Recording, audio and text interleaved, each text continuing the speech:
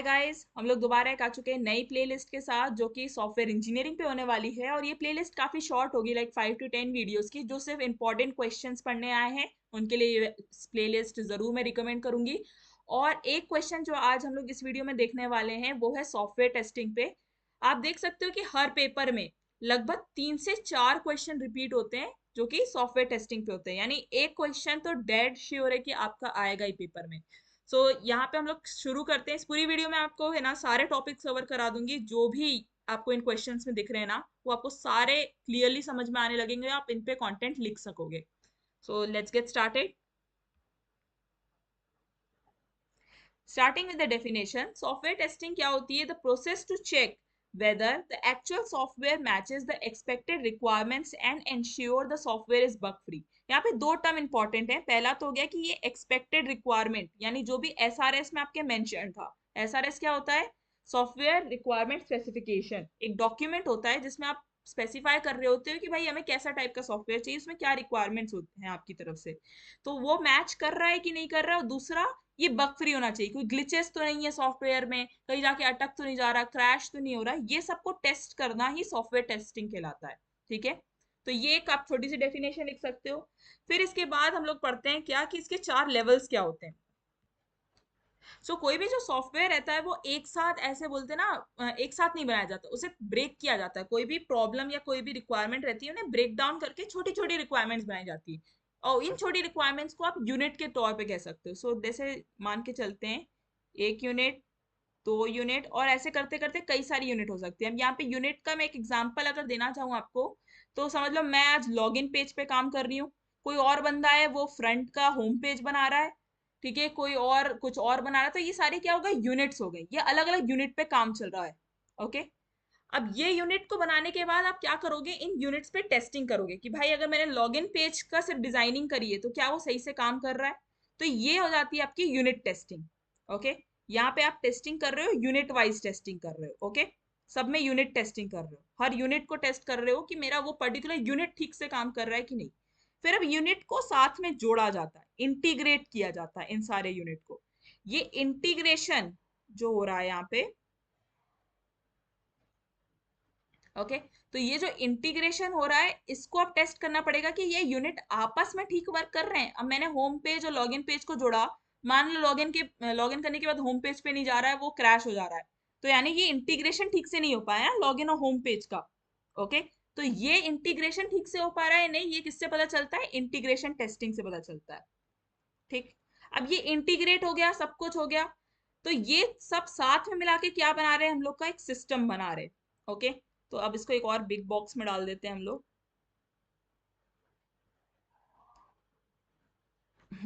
इसको एक और बिग बॉक्स में डाला, ये हो गई आपकी सिस्टम।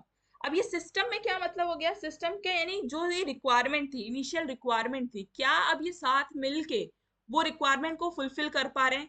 भाई मुझे एक वेबसाइट चाहिए थी, क्या वो एक वेबसाइट की तरह ही ये सारे कंपोनेंट साथ मिलके काम कर रहे हैं? तो ये चीज कहाँ पता चलती है? सिस्टम टेस्टिंग में, कि जो भाई हम लोग की इनिशियल रिक्वायरमेंट थी वो फुलफिल हो रही है कि नहीं हो रही है, वो सिस्टम टेस्टिंग बताती है। अब ये सब तो हमने बना लिया।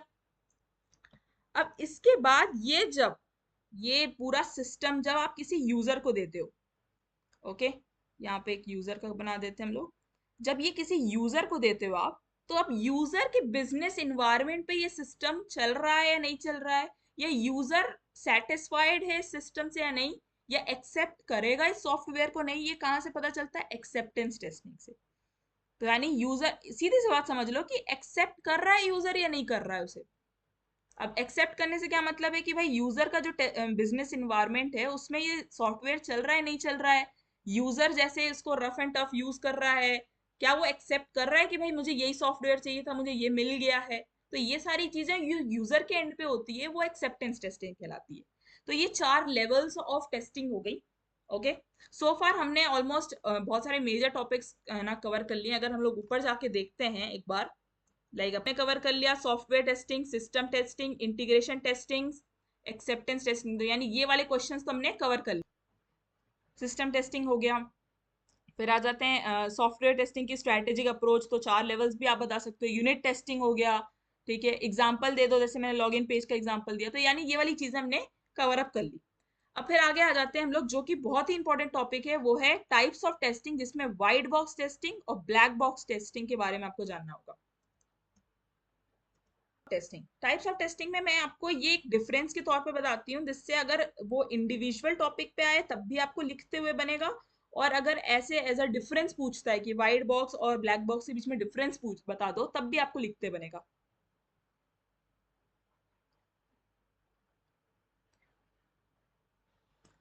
ब्लैक बॉक्स टेस्टिंग जो होता है, इसमें इंटरनल फंक्शनिंग इंपॉर्टेंस नहीं रखती आपकी, यानी सॉफ्टवेयर अंदर से कैसे काम कर रहा है वो जरूरी नहीं है। Internal functioning functions are not required.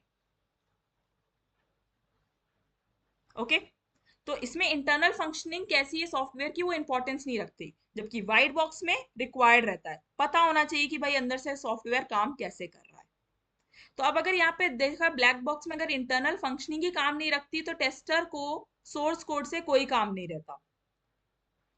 Nothing to do with source code, यानी उसके पास एक्सेस भी नहीं रहता, नथिंग टू डू लिख लो, या do not have access to source code. जबकि व्हाइट बॉक्स टेस्टिंग में उसके पास एक्सेस रहता है सोर्स कोड के।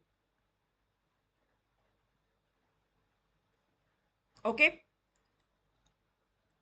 कि इसे अब क्योंकि इंटरनल फंक्शनिंग नहीं देख पाते हम लोग सॉफ्टवेयर की, तो इसे क्लोज्ड बॉक्स टेस्टिंग बोला जाता है। और व्हाइट बॉक्स में हम लोग एकदम टू द एंड देख पाते हैं, एकदम सोर्स कोड देख पाते हैं, इंटरनल फंक्शन देख पाते हैं, इसलिए इसको ओपन बॉक्स बोला जाता है, ओपन या फिर क्लियर बॉक्स। ठीक है, फिर आ जाते हैं इसको अब क्योंकि हम लोग कोई स्पेसिफिकेशन नहीं है हमारे पास, इंटरनल फंक्शनिंग नहीं पता सॉफ्टवेयर की, तो ये सिर्फ डेटा ड्रिवन टेस्टिंग होती है, यानी सॉफ्टवेयर कैसा बिहेव कर रहा है, ठीक है, बनने के बाद उसके बेसिस पे ये टेस्टिंग हो पा रही है, तो ये डेटा ड्रिवन टेस्टिंग भी कहलाती है।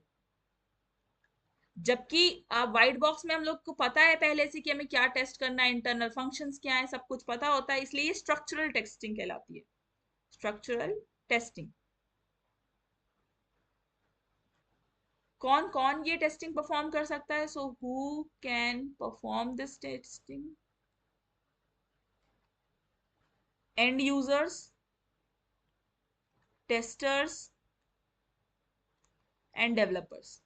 भाई सभी सॉफ्टवेयर चला के देख सकते हैं, ठीक है, सबको कोड की तो जरूरत होती नहीं है, बट व्हाइट बॉक्स टेस्टिंग सिर्फ टेस्टर्स और डेवलपर्स कर सकते हैं, एंड यूजर्स नहीं, क्योंकि एंड यूजर्स को तो आप कभी कोड नहीं दिखाओगे ना क्लाइंट को या इन सबको, उन्हें कोड से करना भी क्या है। ओके, फिर आ जाते हैं हम लोग, ये ट्रायल एंड एरर मेथड से की जाती है। मतलब वही हम लोग सॉफ्टवेयर चला के देख रहे हैं, भाई उसकी फंक्शनैलिटी हमें पहले से कुछ नहीं पता है, हम बस चला रहे हैं, ठीक है, क्रैश हो गया तो भाई वो एक बग फाउंड हो जाएगा, अदरवाइज स्मूथली चल गया तो ठीक है, तो एक ट्रायल एंड एरर मेथड हो गया। इसमें क्या रहता है, प्रॉपर डोमेन्स पता होते हैं भाई कहाँ टेस्टिंग करनी है।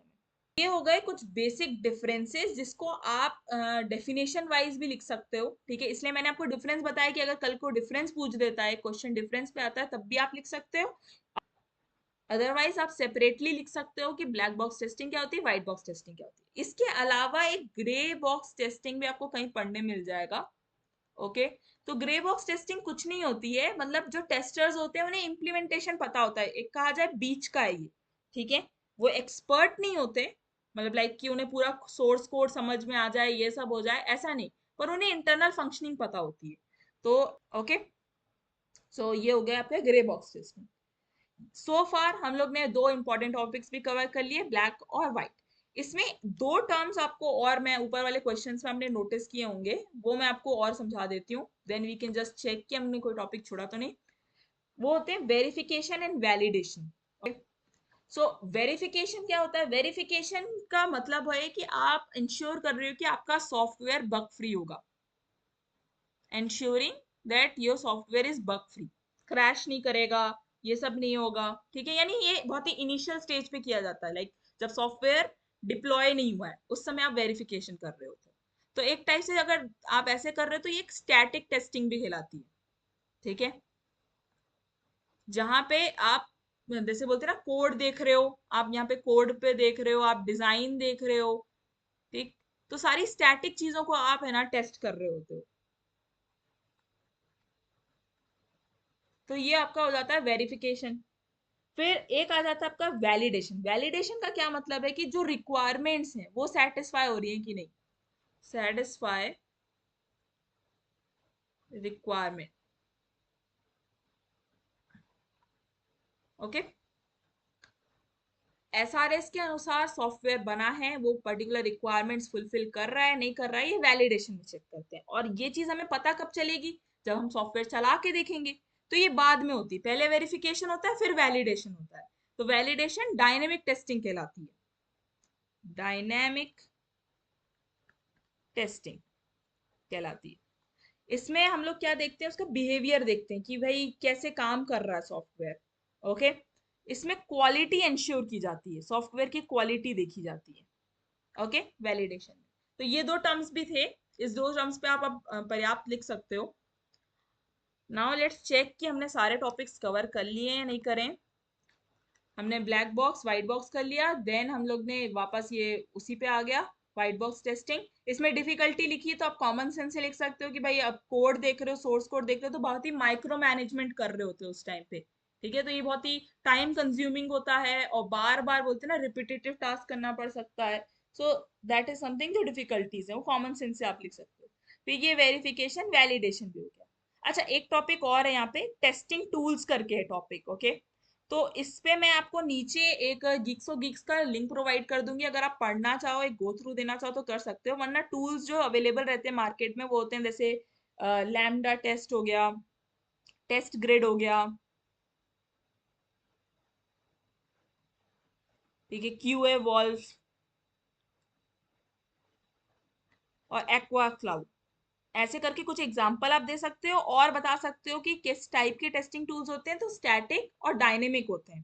ठीक है, जैसे कि मैंने आपको बताया अभी वेरिफिकेशन वैलिडेशन, तो वो वाला कॉन्सेप्ट लेके आप बता सकते हो कि भाई स्टैटिक टूल्स होते हैं और डायनेमिक टूल्स होते हैं। सो फार इससे आगे आपको पढ़ने की कोई जरूरत नहीं पड़नी चाहिए, मैंने सारे टॉपिक कवर कर लिए जो सॉफ्टवेयर टेस्टिंग में होते हैं। That's it from my side, subscribe for more.